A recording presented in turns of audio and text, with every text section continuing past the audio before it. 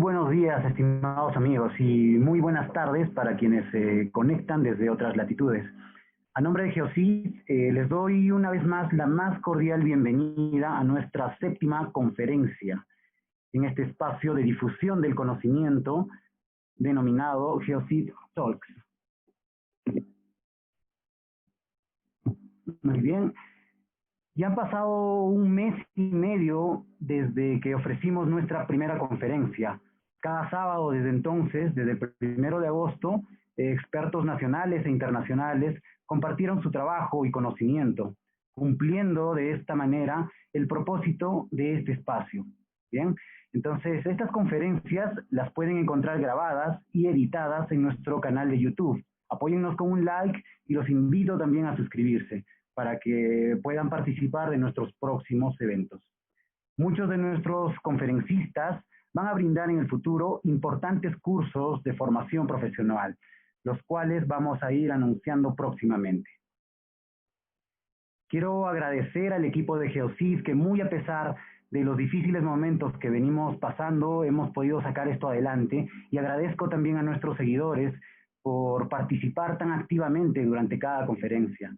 Esto nos motiva a seguir mejorando y a seguir brindándoles nuevas conferencias y conversatorios de alto nivel académico.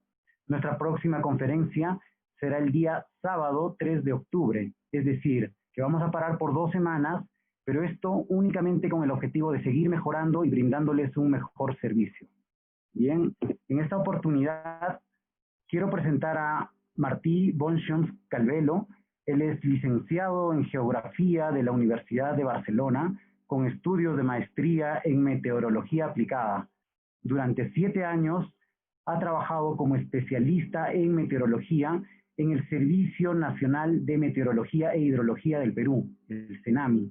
Él es coinvestigador y coordinador del proyecto de investigación de ciencia activa CRIO Perú. Actualmente, Martí realiza su doctorado en Geografía en la Universidad Complutense de Madrid, como miembro del Grupo de Investigación en Geografía Física de Alta Montaña de la Universidad Complutense de Madrid. Muy bien, entonces, sin más preámbulos y recordándoles que pueden hacer sus preguntas a través de nuestra plataforma Zoom y también del Facebook Live, los dejo con Martí Bonchons. Adelante, Martí, puedes compartir tu pantalla. Bienvenido. Hola, ¿qué tal? Buenas tardes. A ver, voy a compartir. Creo que ya está. Vamos a ver. Sí, se ve muy bien. Perfecto. Bueno, primero muchas gracias al equipo de Geosid, y en especial a Ronald por la invitación en estas charlas, estas conferencias. Bueno, es un placer poder estar hoy aquí con vosotros y explicaros un poco de qué trata esto de CRIO Perú, algunos resultados preliminares que estamos obteniendo con datos de estaciones meteorológicas en los glaciares. Y bien, el día de hoy les voy a explicar un poco. Primero vamos a ver un poco qué es CRIO Perú, qué es esta iniciativa.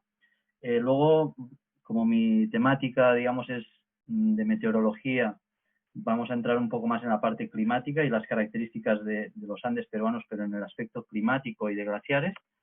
Luego repasaremos un poco las estaciones meteorológicas automáticas en zonas glaciares que están actualmente funcionando o con los problemas lógicos que están pasando este año con el tema del COVID, que nos impiden en algunos casos ir a equipos de ahí de Perú acceder a esos datos. Luego veremos un poco algunos modelos que nos brindan información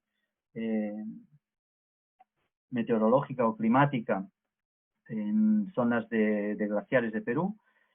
Mostraré algunos resultados preliminares del trabajo con estos datos y vamos a plantear un poco los retos o cuáles son aquellos problemas o aquellas, digamos, a lo que aspiramos un poco con el tema, con este proyecto, con esta iniciativa que es CRIO.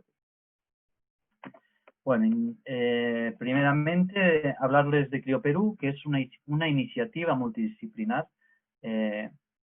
Baraja diferentes especialistas de diferentes ramas, desde la geología, meteorología o climatología. Tenemos también gente que colabora con CrioPerú que se dedica al tema de glaciología, balance de masa glaciar, etcétera. Muchos de vosotros probablemente formáis parte de esta iniciativa colaborativa, que justamente lo que pretende es estudiar el impacto del cambio climático que estamos viviendo ya desde hace bastantes años, y también la evolución de los cambios del clima a lo largo del pasado en los Andes peruanos. Eso lo analizamos centrándonos básicamente en la criósfera, que comprende los glaciares rocosos, la nieve y el permafrost. Esta iniciativa se inició impulsada sobre todo por José Úbeda, que estuvo también dando una conferencia, creo que fue la semana pasada o hace un par de semanas, con Geocid, y que actualmente es mi director de tesis. Y fue justamente una iniciativa que pretendía potenciar la investigación en la criósfera de Perú. Los objetivos principales es reforzar lazos entre instituciones nacionales. Conocen, bueno, algunos de ustedes imagino que son de Perú, otros quizá no, pero básicamente hay varias instituciones, desde el SENAMI, que es el Servicio Nacional de Meteorología, la Autoridad Nacional del Agua, recientemente el INAIGEM, el INGEMET, que son el Instituto Geológico Minero Metalúrgico, varias entidades las cuales pueden abordar el estudio de la criósfera desde diferentes perspectivas, y esas diferentes perspectivas pueden brindar avances mucho más significativos que si solo nos centráramos en un solo aspecto y cada uno trabajara de forma individual. Entonces, la idea también de CrioPerú es generar un espacio de intercambio de información, de intercambio de ideas, de investigación entre profesionales de diferentes instituciones nacionales de Perú y también de instituciones internacionales que quieran colaborar o que estén ya colaborando. Todo ello para potenciar la investigación con transferencia de conocimientos de profesionales de unas ramas con profesionales de otras ramas, generar equipos de trabajo, y también es una forma, ese núcleo, esta iniciativa y este grupo de personas es una forma más fácil o más eficaz a la hora de optar y de presentar proyectos de investigación, o optar a fondos de investigación que estén disponibles, todos ellos vinculados, como decíamos, a temas de criósfera. También realizar mediciones. Ahora veremos más adelante específicamente el proyecto CrioPerú 2.0, que es un proyecto de investigación que fue financiado por el Fondesit, que nos permitió la adquisición de algunos equipos, pero también ya durante años anteriores se habían ido instalando diferentes equipos de medición de temperatura del subsuelo, etcétera, en diferentes puntos, principalmente en Coropuna y algunos volcanes del sur, pero también en la cordillera central. Bien, dentro de este espacio que es CrioPerú, el 2015 planteamos una propuesta de proyecto de investigación básica al Fondesit, que finalmente fue aprobado con el título Análisis de las altitudes de la línea de equilibrio presentes y pasadas para evaluar el impacto del cambio climático y la evolución durante las próximas décadas de los glaciares de la vertiente del Pacífico de los Andes de Perú. Como ven, era un proyecto enfocado a la vertiente del Pacífico, es decir, toda la cordillera occidental, la cual las aguas drenan hacia el Pacífico, que es, digamos, una de las regiones más prioritarias en Perú en temas hídricos, debido a la escasez de agua que hay en esa región. Este proyecto permitió, con los fondos que se obtuvieron de Fondesit y también que pusieron algunas entidades como el INGEMET, el SENAMI, el ANA, participaron diversas instituciones. Con ese fondo se pudo adquirir 3 estaciones meteorológicas, que les llamamos CrioPerú Estaciones Meteorológicas Automáticas o Estaciones Meteorológicas Automáticas de CrioPerú, que fueron instaladas a lo largo del 2016-2017 en 3 puntos. Una en el glaciar Arteson-Raju, en la Cordillera Blanca, otro en la Cordillera Central, en los Suiricochas o Norma, un glaciar que hay que se conoce como Chuecón, y la tercera en Coropuna, junto a una estación ya existente también. Estos 3 equipos han seguido funcionando con algunas interrupciones. El de la Cordillera Central tuvo sus problemas y se retiró con solo 1 año de funcionamiento. Pero bueno, ha permitido obtener algunos datos que luego más adelante les voy a mostrar algunos datos, y también contribuyen para la publicación de artículos científicos y han contribuido en algunas tesis de pregrado. Bueno, las características de los Andes, muchos de ustedes son de Perú y por lo tanto ya no tengo mucho que explicar, pero por si hubiera alguien de fuera. ¿Por qué el proyecto CrioPerú 2.0 se centró en la vertiente occidental? Precisamente porque prácticamente el 60% de la población de Perú vive en la región costera. Es una región extremadamente árida, con precipitaciones prácticamente nulas, tan solo esas garúas que hay en invierno, y que por lo tanto dependen de todos los ríos, del flujo hídrico que proviene de la zona de la cordillera. Algunos de estos glaciares todavía alimentan ríos importantes como el Santa, el Rímac todavía tiene también bastante aporte de fusión glaciar, el Cañete, en la zona sur el Ocoña, etcétera. Por ahí tenemos varios ríos que todavía son alimentados principalmente durante la estación seca por la fusión de estos glaciares que todavía existen. Entonces, determinar cuál es el estado actual, cuál será el estado futuro y también, ¿por qué no?, cuál fue el estado de estos glaciares en el pasado, son bastante relevantes, aspectos muy relevantes. Como todos saben, o en general en el planeta estamos en un contexto de calentamiento global, de incremento de las temperaturas marcado prácticamente desde la pequeña edad del hielo, que fue en 1850, 1800, en algunos, quizá en los Andes un poco antes, pero básicamente desde los siglos XVII y XVIII las temperaturas empezaron a subir y ese calentamiento es mucho más acelerado, principalmente en nuestra región andina desde los años 70 en adelante. Eso ha generado que entre los años 60 y los 2000, más o menos, dependiendo de la cordillera, los estudios que se han hecho en diferentes cordilleras, pero alrededor de un 30% de la superficie de los glaciares ha ido desapareciendo. Creo que la imagen que he puesto aquí es del glaciar Broggie en Cordillera Blanca. Las fotografías son evidencian bastante bien ese retroceso. Y esa pérdida de masa y de superficie glaciar se aceleró a partir de los años 90. Justamente en los años 70 se observó una pérdida muy lenta de superficie glaciar, probablemente asociada a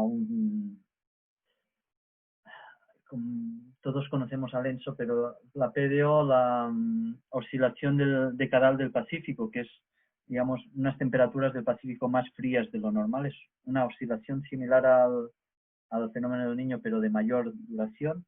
Teníamos una fase fría hasta los 70, entramos a una fase cálida a partir de los 70 y eso propició también unas temperaturas del agua del mar en el Pacífico ecuatorial más elevadas, una mayor frecuencia de niños, recordamos en los 90, el 82-83, el 92 creo que también hubo alguno, en el 97-98.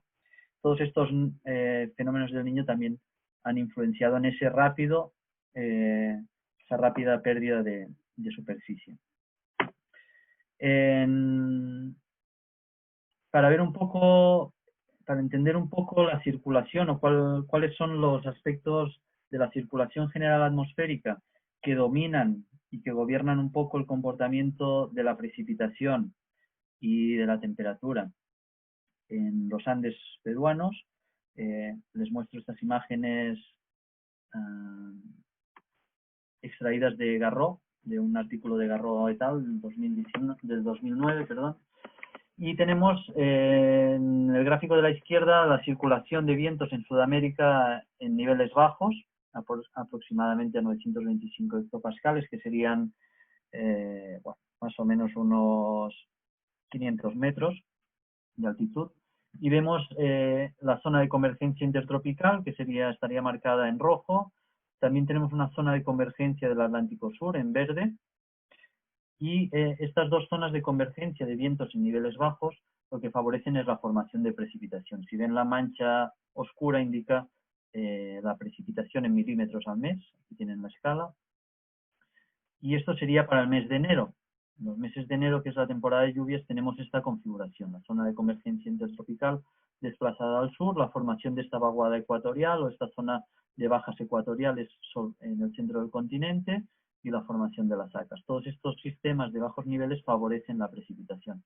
Y por otro lado, en niveles altos, 200 o 300 hectopascales, que serían unos 12.000 metros de altitud, tenemos la formación de esta célula anticiclónica, que es la Alta de Bolivia, que se ubica justamente sobre Bolivia, y que favorece divergencia en altura.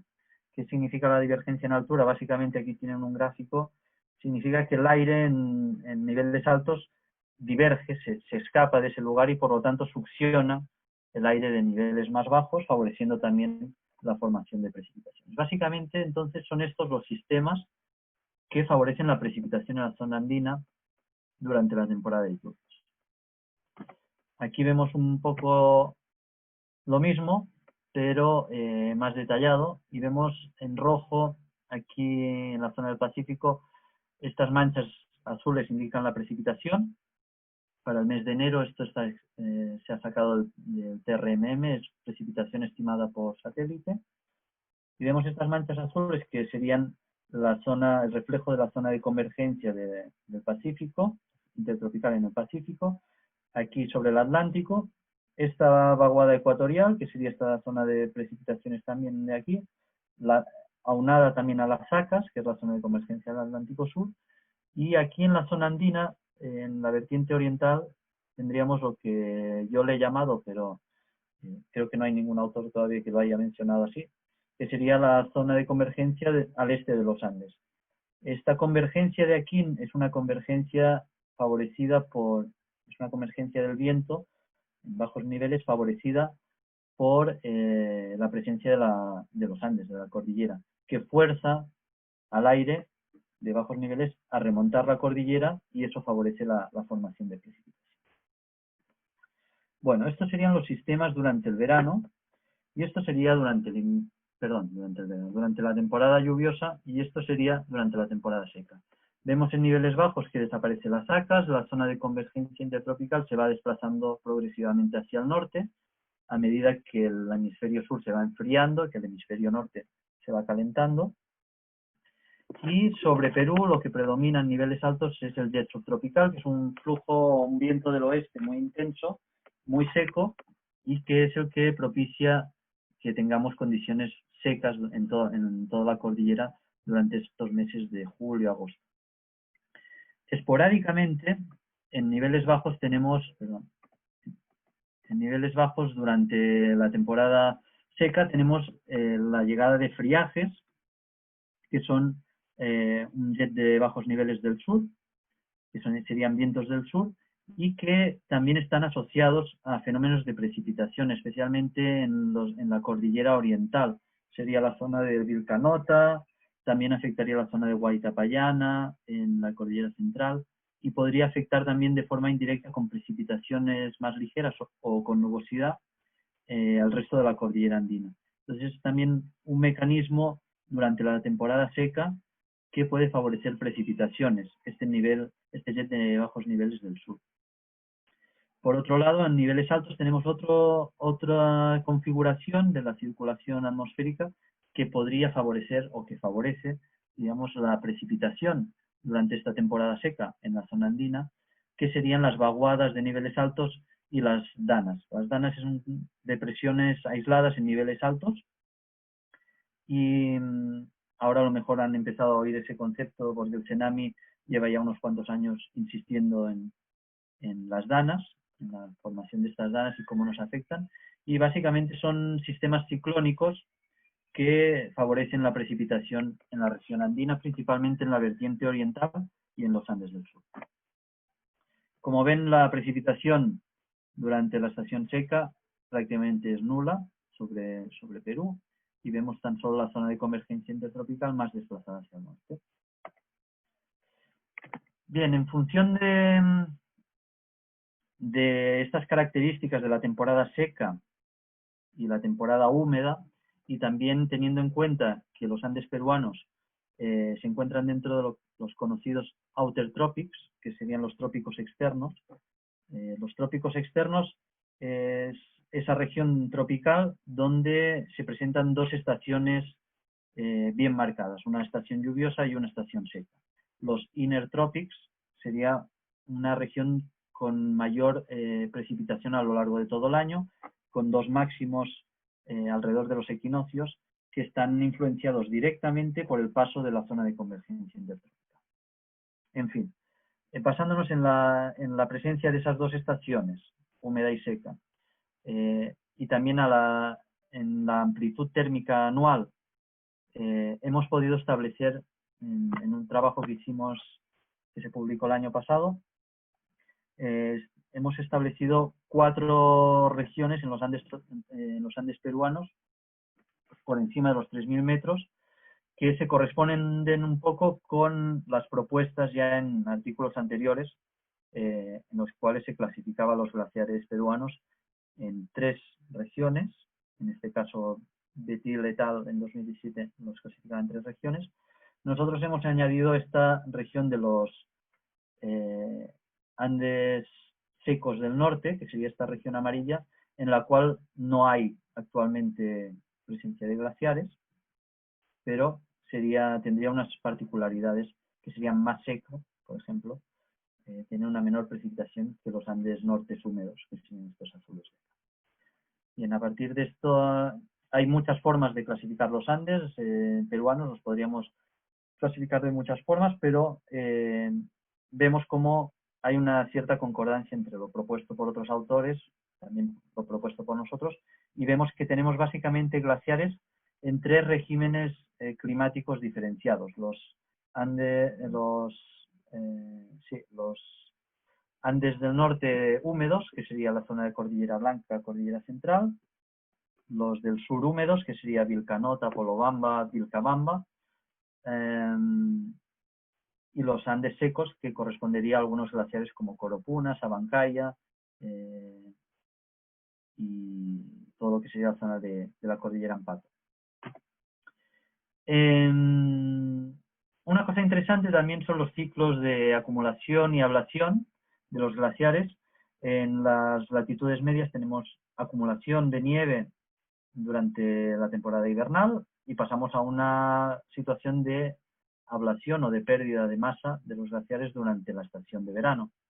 En los trópicos internos, los inner tropics, tenemos acumulación durante todo el año con 2 máximos alrededor de los equinoccios, más o menos, y también tenemos ablación prácticamente constante durante todo el año. Y en nuestra región, en Perú, dentro de los outer tropics, tenemos un periodo de acumulación que está básicamente centrado en la temporada de lluvias, que es variable en función de qué cordillera analicemos, puede durar más o menos. Y luego el resto de la temporada seca tenemos una ablación ligeramente menor debido a las bajas temperaturas que se producen durante esta temporada seca que coincide con invierno.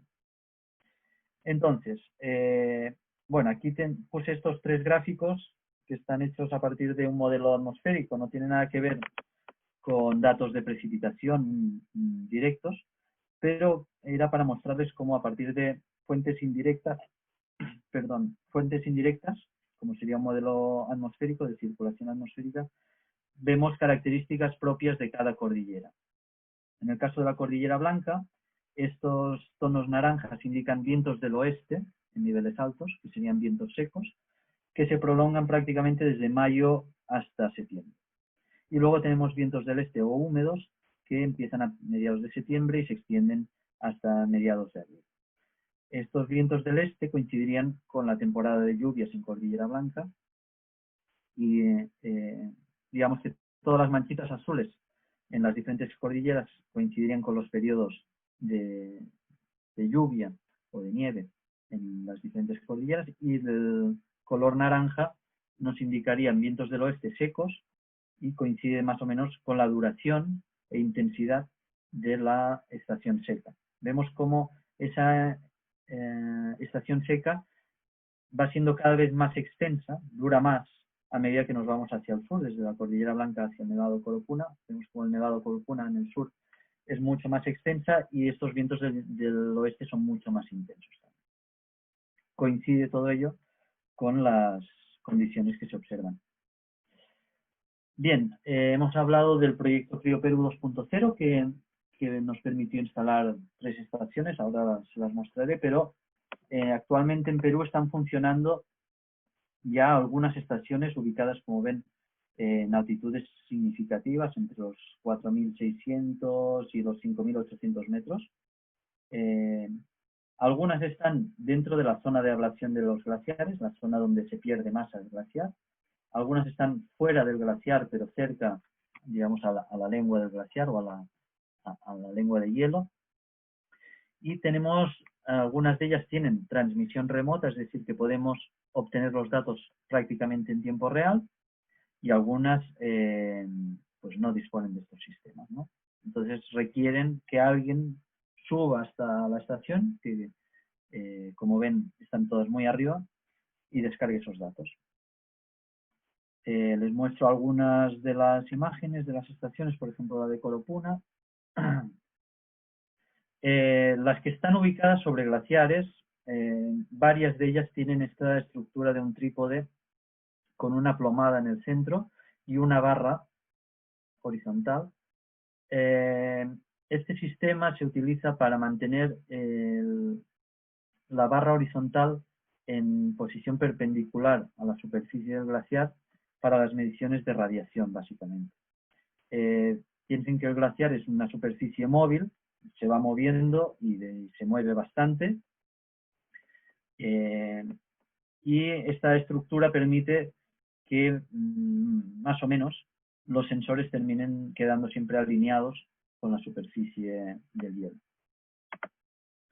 Les mostramos alguna más, por ejemplo la Geoconfija, que es una estación que adquirió Lana con fondos del Banco Mundial. Actualmente se encuentra en Chuecón, es una estación, como ven, sobre superficie rocosa, y tiene también su data logger, su alimentación por placas fotovoltaicas y algunos sensores. Este, por ejemplo, sería el sensor un sensor ultrasónico, que lo que mide es si se acumula nieve aquí, qué espesor de nieve se acumula.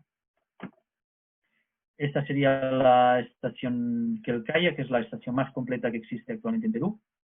Es una estación manejada por la Universidad Appalachian en Estados Unidos, por Baker Perry, y es la única estación que actualmente está dentro de la CrioNet, que es una red criosférica mundial de la Organización Meteorológica Mundial. Está catalogada como una estación de referencia para la zona de los Andes tropicales en Perú. Los sensores son muy buenos. Como ven, este escudo de aquí es un escudo contra viento para el pluviómetro, para que no altere las mediciones de precipitación. Tenemos disdrómetros, termohigrómetros, veletas, etc. Hay mucho instrumental de calidad y con un mantenimiento dentro de lo que cabe bastante bueno. Nosotros con el proyecto CrioPerú 2.0 instalamos equipos mucho más sencillos. Aquí ven la estación Corupuna, por ejemplo, que se instaló justo en el frente de un glaciar en la quebrada de Tabalca, en Corupuna. Básicamente tiene un termohigrómetro instalado en esta casetita ventilada, que es un protector de radiación ventilado. Tiene un pluviómetro que no nos ha dado muy buenos resultados, que es un pluviómetro Campbell, un adaptador para fusión de nieve Campbell, que no nos ha funcionado muy bien. Luego, si quieren, les explico un poco el funcionamiento. Y tenemos también, se instalaron unos sensores de temperatura superficial por infrarrojo, para medir la temperatura superficial del glaciar. Aquí se ve la instalación de la estación CrioPerú en la Cordillera Central, en la cual participó mucha gente. Y sobre todo dar las gracias también a todos los que han participado en la instalación de estas estaciones, porque es, como podrán imaginarse, es una aventura bastante compleja en temas logísticos, ¿no? Esta sería la que hay en Artesón Raju, junto con una estación de la Universidad de Innsbruck que utilizó Kaser y que actualmente la opera el ANA, la Autoridad Nacional del Agua. Al final decidimos instalarlas una al lado de otra para complementar los datos de una con los de la otra. Y también por una cuestión práctica, que es que si hay que subir a descargar los datos, podamos descargar al mismo tiempo los de las dos estaciones. Estos son los principales instrumentos que hay instalados en algunas de las estaciones de aquí de Perú. Radiómetros, el pluviómetro que les comentaba, con un adaptador para fusión de nieve. Precisamente este pluviómetro no nos ha dado muy buenos resultados, especialmente en Coropuna, que hay condiciones muy secas. ¿Por qué? Porque este es un depósito que va relleno de líquido anticongelante, pero la fuerte evaporación y la fuerte radiación y sequedad que hay ahí lo que hace es que ese líquido anticongelante se vaya evaporando, se vaya perdiendo, y si no se mantiene justo al límite superior de este embudo, cualquier precipitación que caiga no es contabilizada. Entonces hemos perdido prácticamente toda la información de precipitación en Coropuna. Bueno, estos son otros sensores. Uno muy importante, que es este de acá, que sería el Fan Ventilated Shield, que sería como el escudo protector de radiación del termohigrómetro ventilado, es decir, tiene un sistema de ventilación que permite la entrada de aire constante, un flujo de aire constante, y eso da mediciones mucho más acuradas que si no tuviera ese sistema de ventilación. Luego les voy a enseñar las diferencias entre temperaturas ventiladas y no ventiladas. Hay estos pequeños termómetros Hobo que están instalados para medición de temperatura del subsuelo en la Cordillera Central, en Cordillera Blanca y en Coropuna, en otros puntos también de la zona sur. Medición de viento, y este es el radiómetro de infrarrojos que nos permitía obtener datos de la temperatura de la superficie del glaciar. Hemos tenido algunos problemas en algunas zonas donde no hemos podido instalar sobre el glaciar directamente, pero por ejemplo tenemos los datos de Artesón Raju. Bueno, ya han visto un poco el panorama de las estaciones que hay actualmente en Perú y justo lo que les comentaba de los sensores. El problema que tenemos de algunas mediciones, por ejemplo de temperatura, que es este caso, entre dos estaciones muy próximas que tenemos en Coropuna, están prácticamente una al lado de la otra, a unos 50 metros o a 100 metros de distancia una de la otra. Si analizamos la temperatura mensual promedio del año 2016-2017 de una estación y la otra, que serían estas curvas negras y azules, vemos cómo los registros, las mediciones son muy diferentes. Hay diferencias de temperatura muy marcadas. Estas barras de error representan esas diferencias, ¿no? De hasta 3,5 grados, 3 grados, 2 grados de diferencia entre el valor mensual de una estación y el de la otra. Eso, bueno, habría que analizar exactamente las razones, pero una de ellas es ese escudo protector de la radiación, que está ventilado o no, es decir, tener el termohigrómetro con ventilación o no tenerlo. Y la otra también sería el posible efecto del albedo, de la reflexión de la radiación por el glaciar, ya que una de ellas está sobre el glaciar y la otra está sobre roca. Pero ven que hay diferencias significativas en cuanto a la temperatura. Por lo tanto, es interesante trabajar o intentar homogeneizar los sensores y las mediciones en todas las áreas de estudio de Perú, todas las zonas glaciares, para que tengamos unos datos que sean comparables. Estas dos estaciones, estando una al lado de la otra, ya presentan un comportamiento bastante diferente.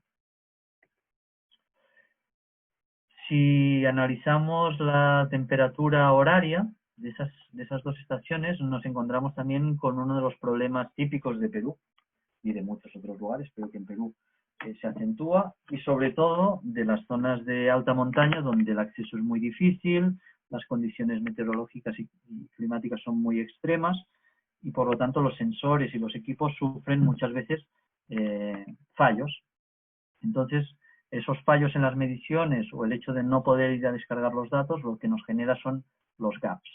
Son huecos en los datos, periodos de tiempo, en los cuales no tenemos datos.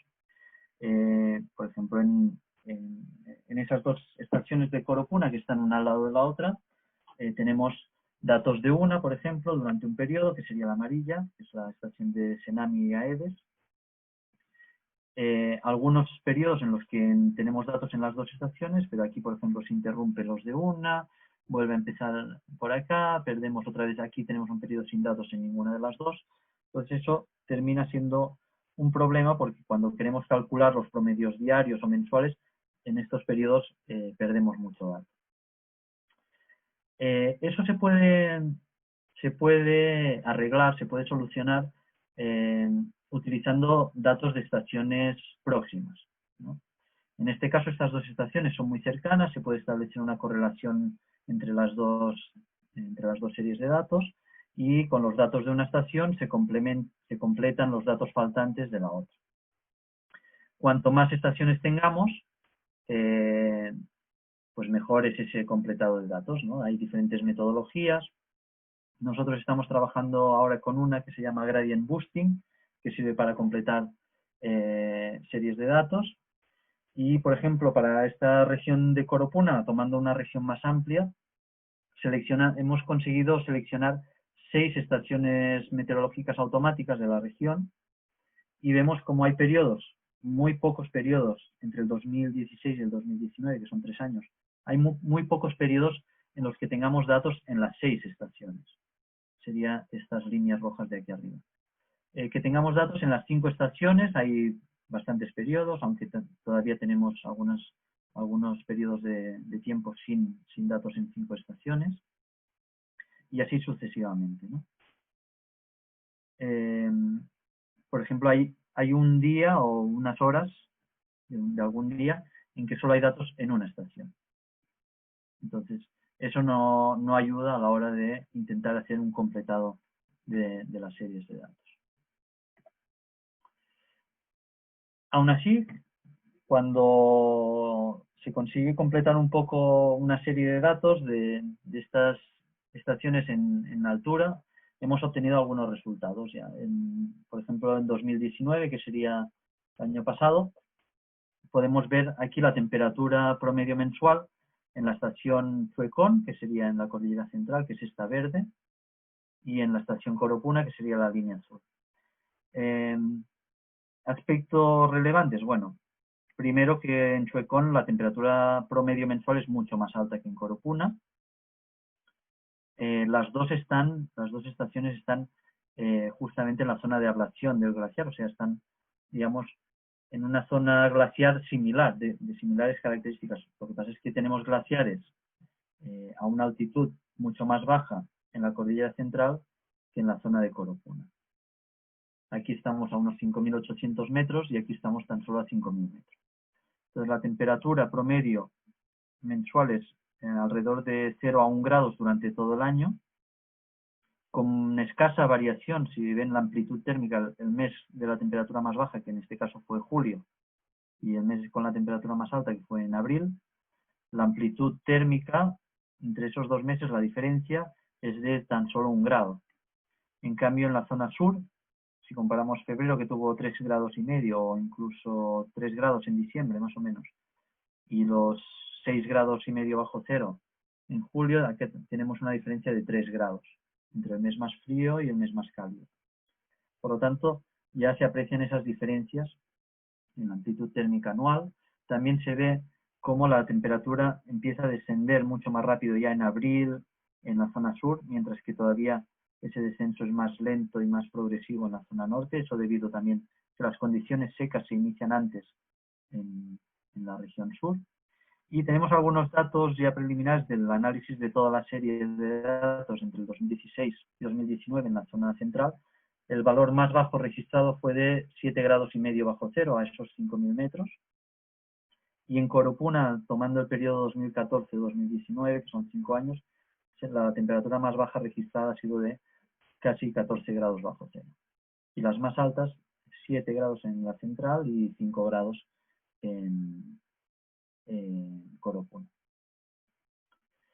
Bien, estos serían algunos de los resultados que se han obtenido. Les he puesto, lógicamente, hay una diferencia de altitud entre las dos estaciones, que eso también hace que las temperaturas sean diferentes, ¿no? Más bajas en Coropuna, pero también se observa ese comportamiento diferenciado. Bien, como vemos, tenemos muchos problemas con los datos observados, con las mediciones observadas en estas zonas de alta montaña, y por lo tanto podemos recurrir o se podría intentar recurrir de forma más persistente o más insistente a algunos modelos meteorológicos o climáticos, como podrían ser el ERA5 o el ERA5LAN, que serían del modelo europeo.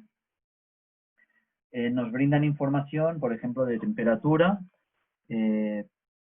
digamos, en grillas, ¿no? En puntos de grilla. Si se fijan en el mapa de Perú, se nota cómo la zona andina se realza con esas temperaturas más bajas, alrededor de los 3 grados.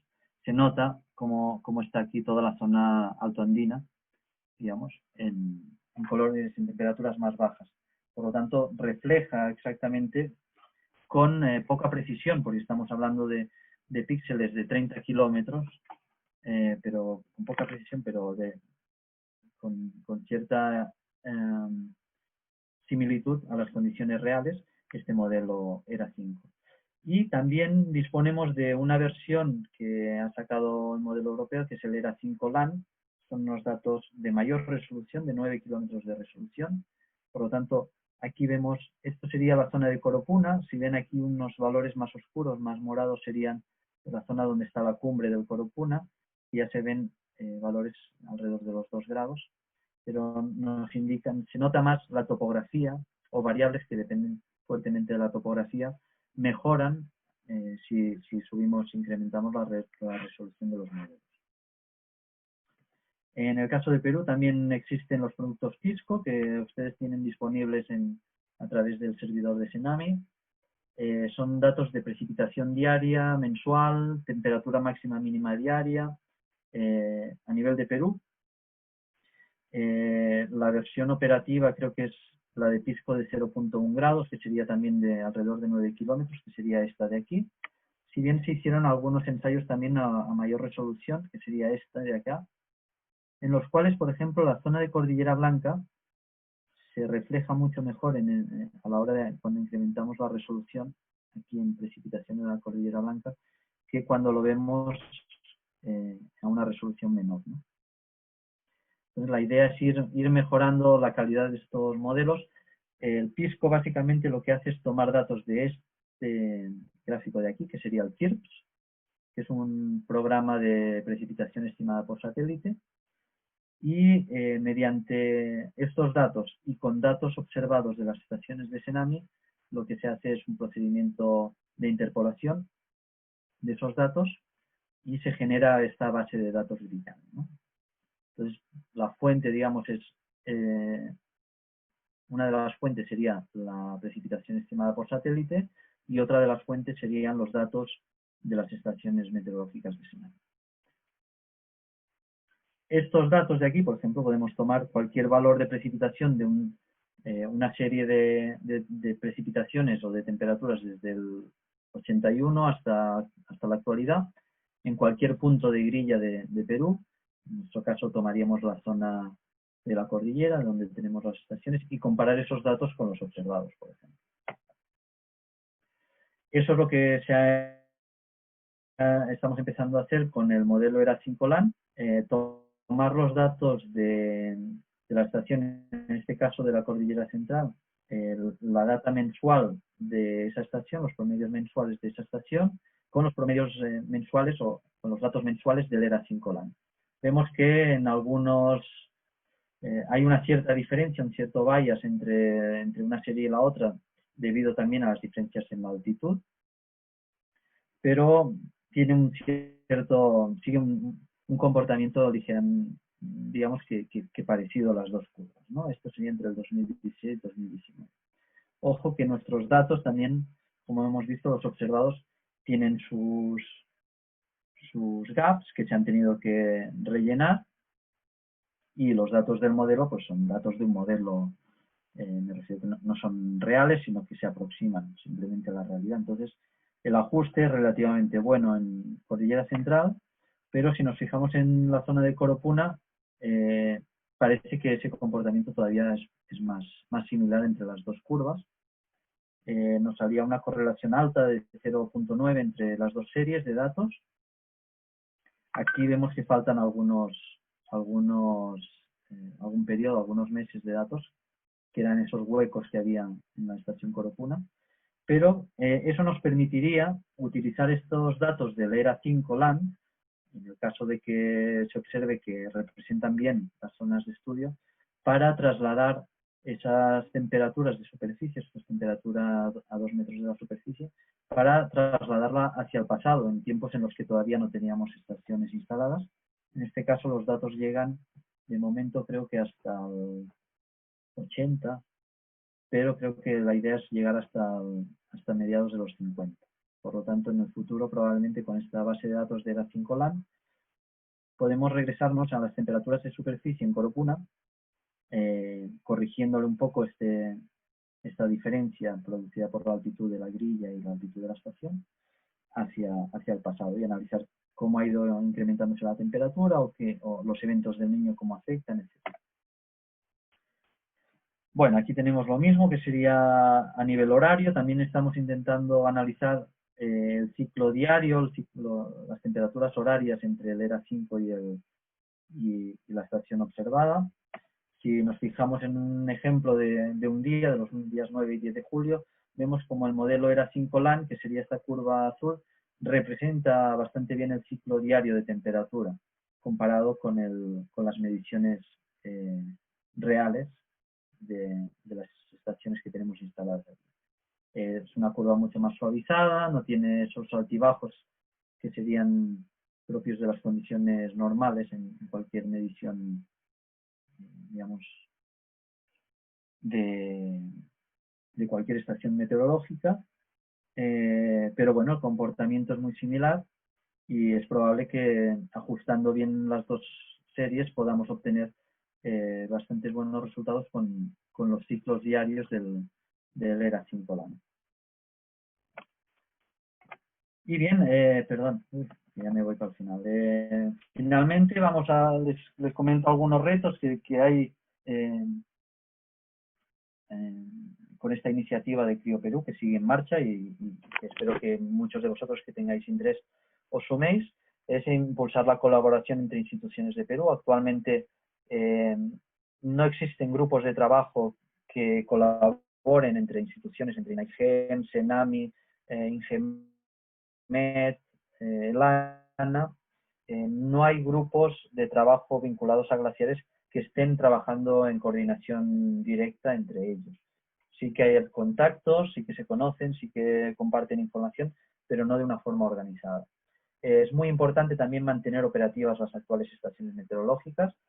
Siempre en cuanto hay la oportunidad de buscar un nuevo proyecto para financiar nuevas estaciones, etcétera, todos se lanzan a adquirir, a comprar nuevas estaciones a través de fondos de diferentes proyectos, pero es preferible mantener la red actual, potenciarla y estructurar bien los planes de mantenimiento, las salidas a campo, que son muy costosas, exigen mucho trabajo y también mucha coordinación, que pueden podemos aprovechar precisamente el hecho de que haya muchas instituciones en Perú trabajando en la zona glaciar, el ANA, el INGEMET, el SENAMI, para coordinar esos mantenimientos, o sea, el mantenimiento de esas estaciones. Es importante homogeneizar los sensores para que los datos entre las diferentes áreas sean comparables, definir esos protocolos de instalación, de recogida y mantenimiento de recogida de datos, mantenimiento de las estaciones, etcétera. Una de las iniciativas interesantes que sería dirigida a SENAMI, que no sé si la implementará, ya se comentó en su día, es que hay muchas estaciones por encima de 4.000 metros, tanto manuales, es decir, que hay un observador ahí, como automáticas, las cuales podrían registrar datos de cobertura a nivel rural, datos importantes para el análisis de la criosfera en Perú. Estos se podrían transmitir después a redes de la organización Watch, que tienen su propia red de observaciones de criosfera. Entonces serían datos muy interesantes que serían fácilmente recolectables. Y en lo que estoy trabajando actualmente, que es evaluar esa precisión o ese error de los modelos atmosféricos o de estos modelos estadísticos para reproducir las condiciones de temperatura y humedad relativa o otras variables atmosféricas en estas zonas de alta montaña, donde hemos visto que tenemos graves problemas con las mediciones, ¿no? Con las estaciones. Y bien, eso sería todo. Muchas gracias por la atención. Espero no haberlos aburrido. Por suerte, allí en Perú creo que recién se despiertan, pero en España es hora de la siesta y espero no haber dormido a mucha gente. Muchas gracias a todos. Muchas gracias, doctor Álvaro, por la presentación y la exposición y por su tiempo. Vamos a pasar a la fase de preguntas. Bueno, la primera pregunta es, se sabe que es un problema recoger datos en campo de las estaciones. ¿Cuál es su opinión en cuanto al recojo de datos de manera remota? Es decir, que las estaciones envíen remotamente la información. ¿Cuáles son los costos y cómo se puede obtener este tipo de información?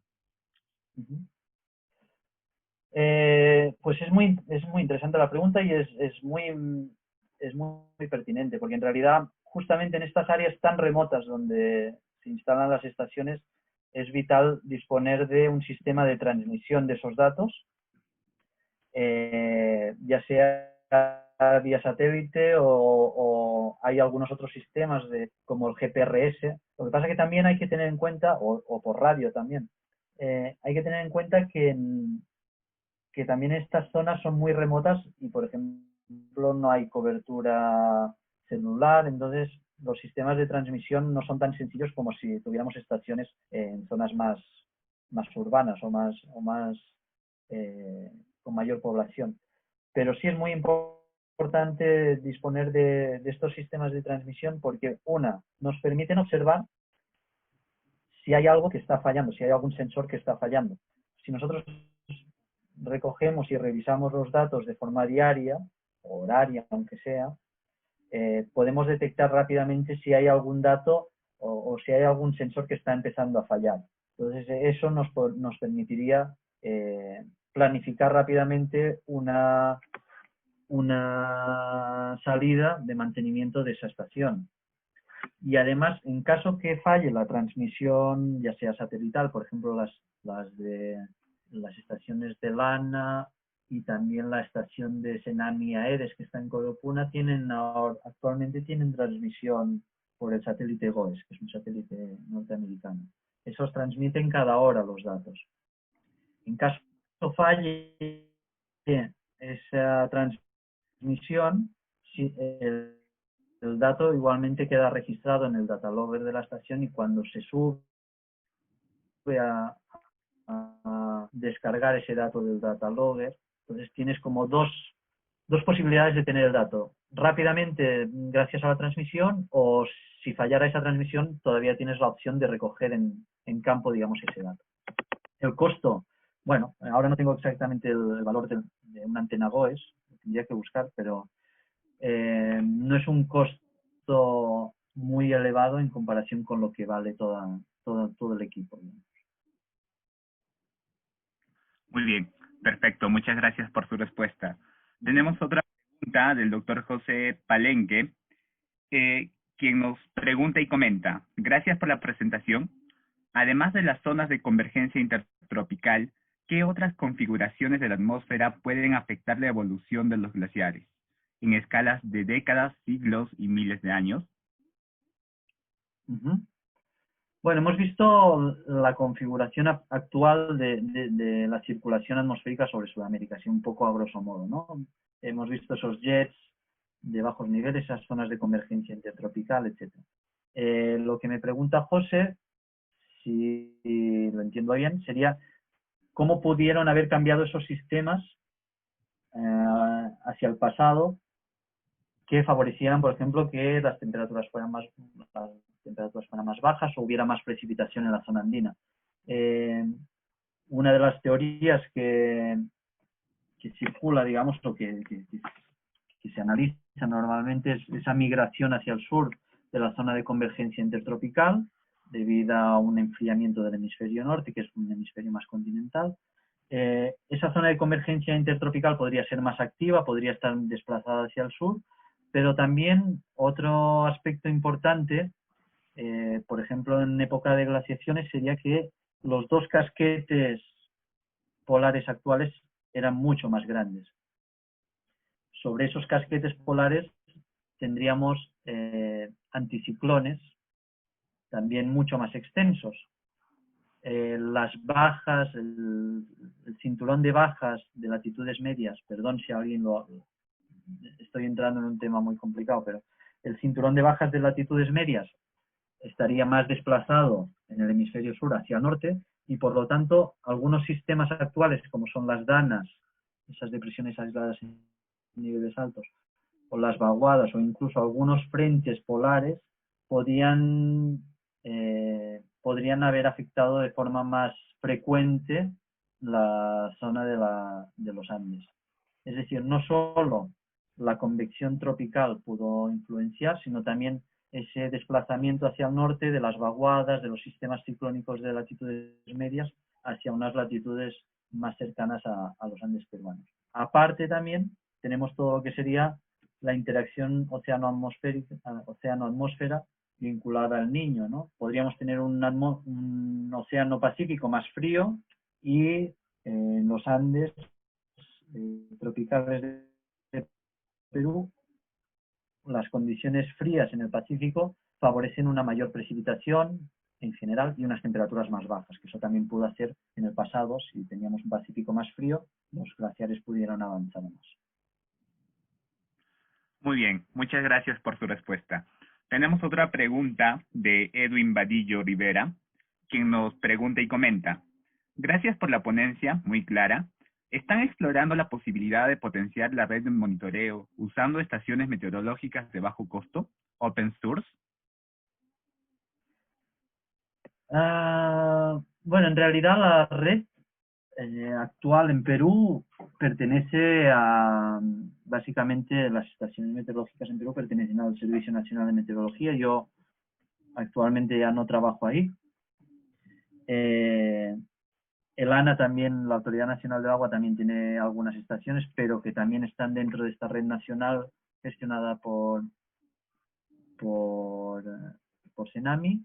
Y las 3 estaciones Crio Perú, digamos, fueron adquiridas en el marco de ese proyecto Crio Perú 2.0 y por lo tanto pertenecían a Ingemet. Están gestionadas actualmente o los datos son recogidos por personal del ANA, pero sobre el papel, digamos, pertenecen a Ingemet. De hecho, los sensores HOVO que les he mostrado antes en alguna diapositiva, lo tengo por aquí, son sensores de muy bajo costo. Son unos termómetros de muy bajo costo con los cuales tenemos bastantes instalados. Serían estos verdes de aquí. Registran la temperatura, puedes configurar la frecuencia con la que quieres y van registrando la temperatura. y hay una red ya de estos termómetros instalada. Lo que pasa es que, ojo, las mediciones necesitan seguir unos criterios relativamente sólidos. Es decir, nosotros tenemos que medir la temperatura del aire entre 1,5 metros y 2 metros. Por ejemplo. No nos sirve medir la temperatura del aire con temperaturas que no son comparables después con las mediciones en otros puntos del planeta. Hay unos estándares de medición y la idea es intentar cumplir esos estándares. Estos pequeños sensores nos sirven a nivel de investigación para comparar datos entre un sensor y otro, entre una profundidad y otra, pero en sí el valor de esas temperaturas no es, digamos, un valor real o que permita ser comparado con mediciones en otros puntos del planeta. Por lo tanto, en respuesta, si se consiguen fondos para implementar sensores de bajo costo, bienvenidos sean, los podemos intentar poner en lugares apropiados ahí para obtener datos. Pero yo actualmente no sé si hay algún plan de alguna de las instituciones nacionales para adquirir ese tipo de sensores. Muchas gracias por la respuesta, doctor. Bueno, tenemos más preguntas, pero por temas de tiempo vamos a hacer que lleguen a usted de manera interna. Queremos nuevamente agradecer su presencia y su tiempo al doctor Martí Boomschoon-Calvelo. Muchas gracias por compartir esta información y esta ponencia que es de muy alto grado. Muchas gracias. Y de igual manera agradecemos a nuestros participantes. Muchas gracias por haberse conectado. Muchas gracias a todos. Los esperamos en una próxima edición. Gracias.